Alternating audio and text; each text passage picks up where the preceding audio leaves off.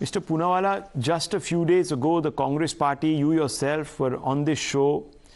You were extremely upset that portions of our history with regards to the Mughals, etc., were being removed, rationalized from textbooks. Now, here is the Congress in Karnataka doing exactly the same.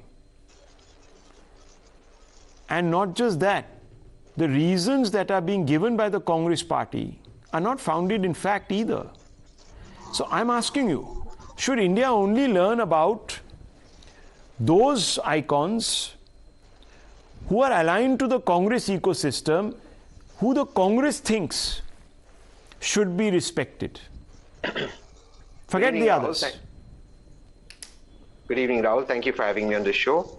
I, for one, believe absolutely that there should be no censorship. I'm against censorship. I, in fact, feel very strongly that the RSS and Hedgewar ji and Golwalkar ji must be taught. It must be taught so the new generation realizes what a big mistake these organizations were. How these organizations celebrated by distributing sweets at the death of Mahatma Gandhi. How Hedgewar, who you rightly said 1921 went to jail on sedition charges and fought while he was fighting for independence, was then a member of Congress. But when he came out of jail, formed an RSS, an organization that literally in every single time, along with the Hindu Mahasabha, formed alliances with the Jinnah's Muslim League to keep the Congress out of power. How they backstabbed Mahatma Gandhi in the Quit India movement. How Golwalkar's speeches led to hatred against Gandhi. My grandfather, who served Gandhi while Gandhi was in prison in Pune, the Aga Khan Palace, was one of them when Gandhi had multiple attempts on his life by Godse and upscale.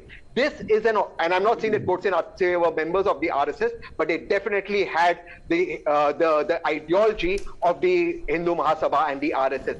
This was an organization that Sardar Vallabhbhai Patel banned, and Rajendra Prasad on 12th December 1948 wrote to Nehru and Vallabhbhai Patel that this is a secretive, violent organization that uses violence to spread its means. Can I ask you a counter question, I'm asking sir? you one last slide.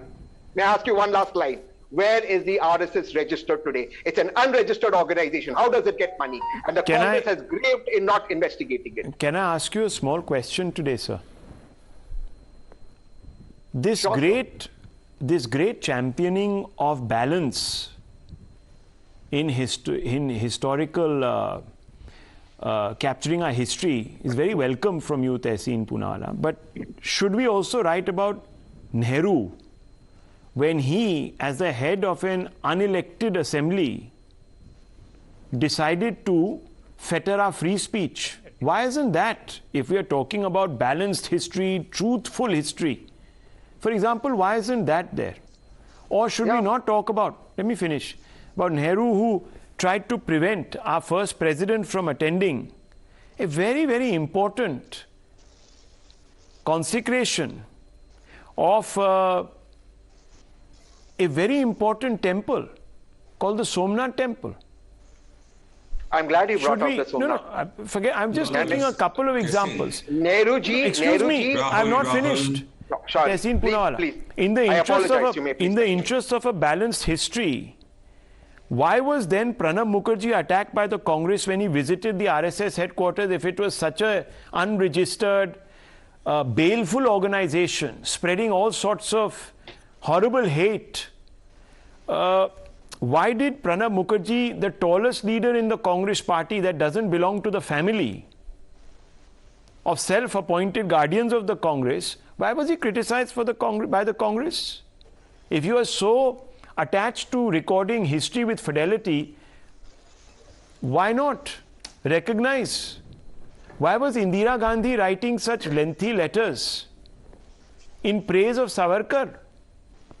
Why, Mr. Tehseen Poonawalla, if that is the case? May I answer that? No, let me just ask you. Let me just ask you. Sure, may I answer that? Why wasn't it banned if it was not a registered organization between 2004 and 2014? Why was it not banned by the UPA? Why were the bans in fact revoked by your Sambandhi's great-great-grandfather? Tell me.